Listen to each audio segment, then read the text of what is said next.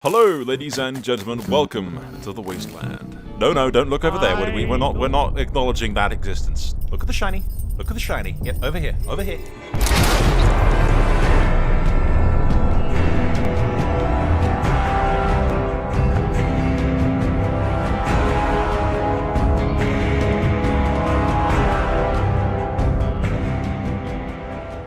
Let's focus on reality, ladies and gentlemen. That, right over there, was a nightmare, a fever dream, a simulation created by the mind of a crazy German scientist trapped in the body of a little girl who likes to feed people to mako sharks. Most enjoyable. 4 times the size of Fallout 4. We are like you and I. We find ourselves here, ladies and gentlemen, as I drag you away from that, because the Fallout TV show came out and kind of hooked me back into the vibe of wanting to play a Fallout game again. Okie dokie.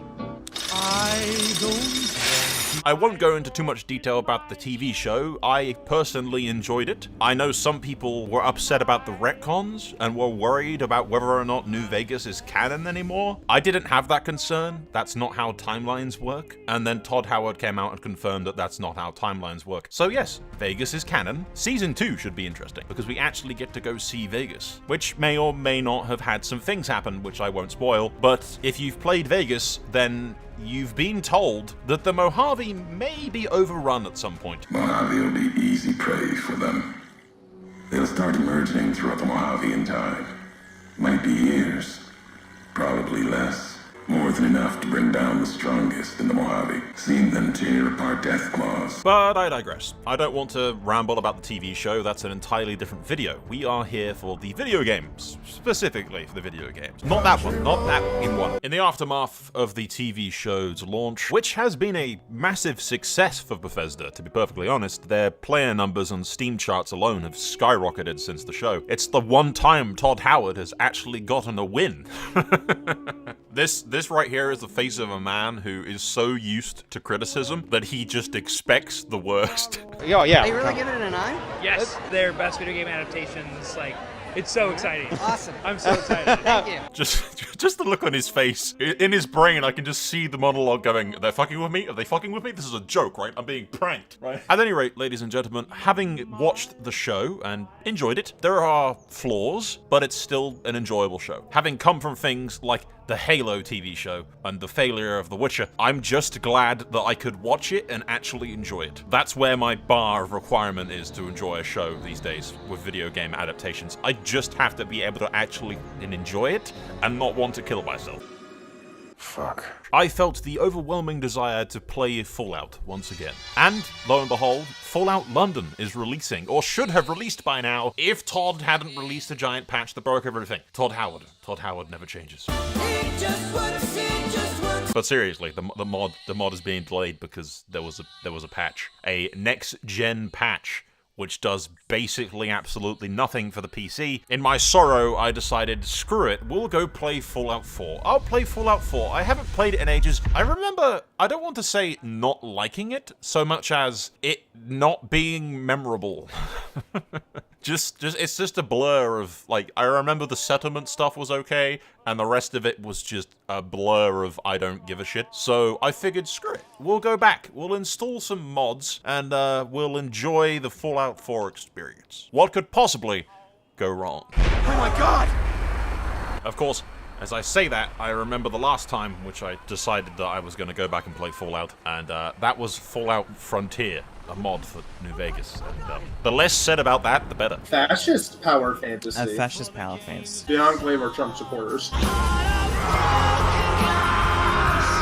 You can't expect God to do all the work. Moving on. Immediately upon entering the world, I remember why it's forgettable. And you have to keep in mind, have played RPGs and expect a degree of story building and world building in my characters and my games. Fallout 4 kind of drops the ball completely on this. Comparing it to Bethesda's first venture into the Wastelands, because they didn't make the IP, they just bought it. Fallout 3 at least established your character, your parents, made you have some form of connection to your father, your friends, your local bully, and his gang of tunnel snakes, even allowing you to return home to the vault to see your friend slash crush slash girlfriend again, who rejects you, doesn't let you go back into the vault afterwards.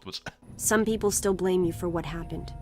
So, I have to ask you to leave. But you have the sense of the vault is your home. These are your friends. These are the people that you used to know. You go across the wasteland trying to find your father, only for him to meet a tragic end. There's the real sense of character progression, and genuine actual emotion, and just good writing. Just good writing, generally speaking. Yeah, with some faults. I mean, technically, Fallout 3 ended on some really weird notes, but they released a DLC to address that. Bethesda never changes. While New Vegas spends the entire game and almost all of the DLC leaving subtle hints as to the mystery of the courier's past, ultimately leading to the Lonesome Road. Vegas and Free have two very separate but equally valid ways of building up the character and shaping the world. Fallout 4 does none of these things. You're a war hero or a lawyer, the bombs drop, you're frozen, that's it, go do everything else. Never again will we speak of the past at all, and none of it matters. But it really looks like a bloody masterpiece compared to Fallout 4, especially the opening, where you're informed that you have a wife, you talk to her for about 30 seconds before the bombs drop, you're then rushed to a vault where you are immediately frozen for 200 years, your wife is shot by mysterious strangers,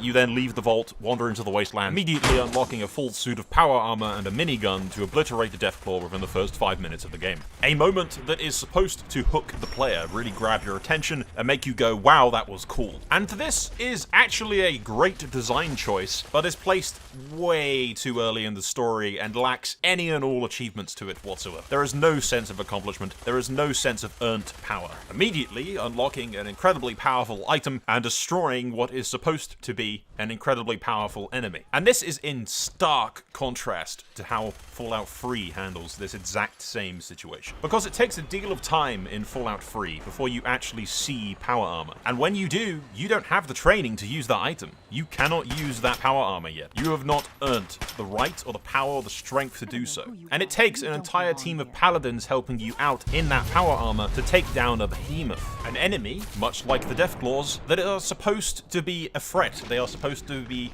dangerous. You are not supposed to be killing them in the first 10 minutes of the game. And I know, the male protagonist of Fallout 4 is ex-military and will have had the training to use power armor. That doesn't explain how his wife, a lawyer, can also just use the power armor, completely obliterating what is supposed to be one of the scariest and most dangerous creatures in the wasteland, with absolutely no training whatsoever, just stumbling out of cryosleep as if she's Rey Skywalker. Oh, and did I mention that you have a son and that he's missing? No? That's because nobody bloody cares. And the reason nobody cares is because it's not established. You literally had 30 seconds to even acknowledge that you had a family. Hell, the average Fallout 4 player was too busy trying to shag the local reporter in Diamond City to even remember that they had a kid. Or, for that matter, that while they're banging the reporter, their wife was killed about a day ago. Yeah, you remember your wife? The one that you left in the cryopod, dead, rotting slowly to death? Yeah, that one? The one that you left and didn't even bother to bury or give like a funeral or anything. Yeah, yeah, she's still there. She's still there. You haven't done anything about it. There's no excuse for Fallout 4 not burying your significant other, unless their marriage wasn't as happy as we thought, and Sean isn't even your kid. He's actually the Vault Tech representative's kid, which is how you got access to the Vault.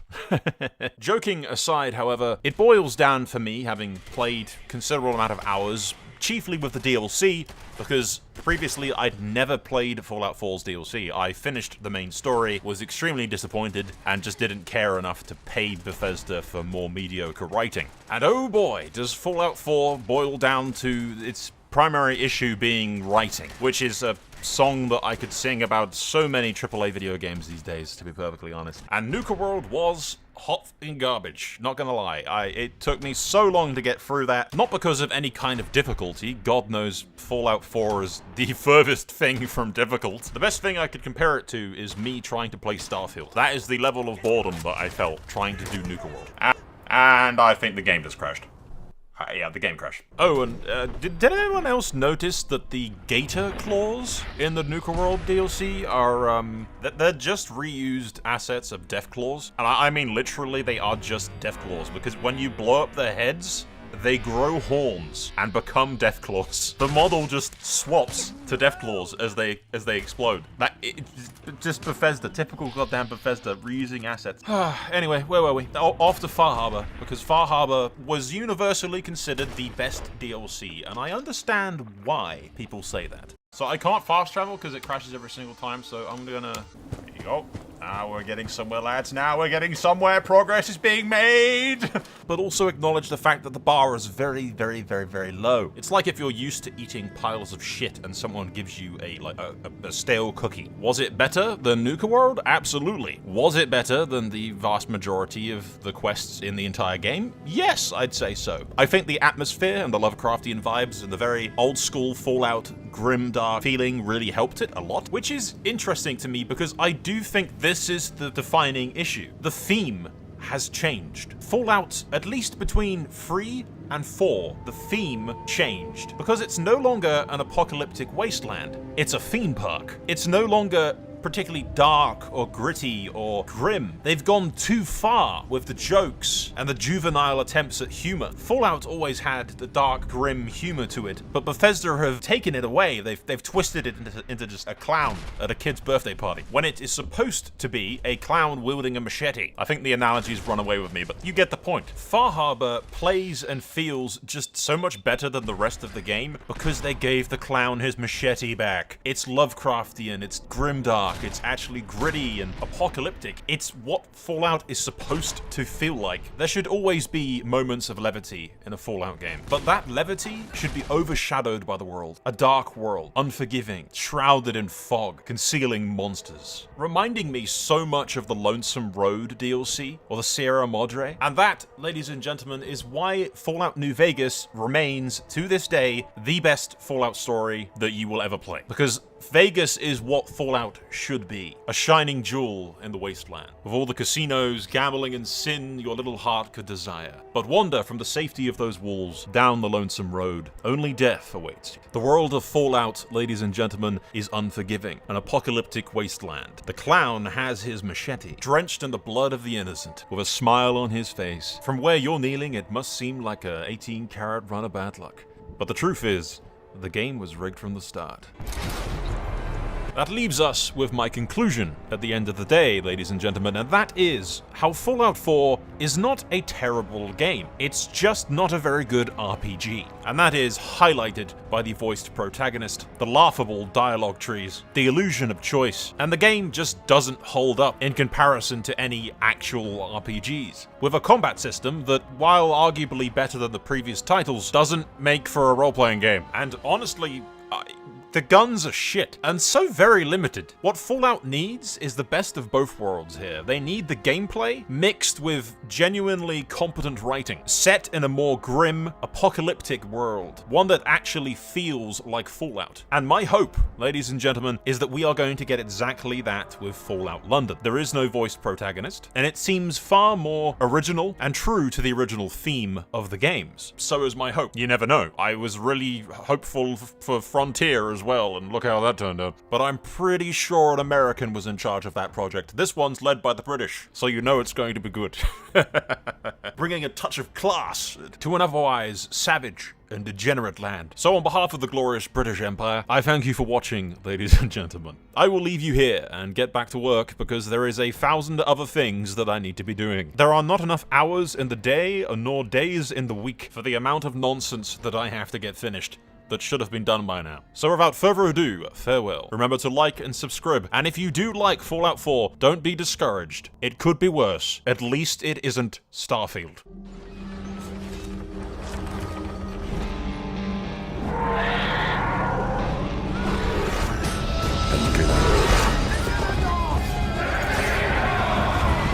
This war is far from over.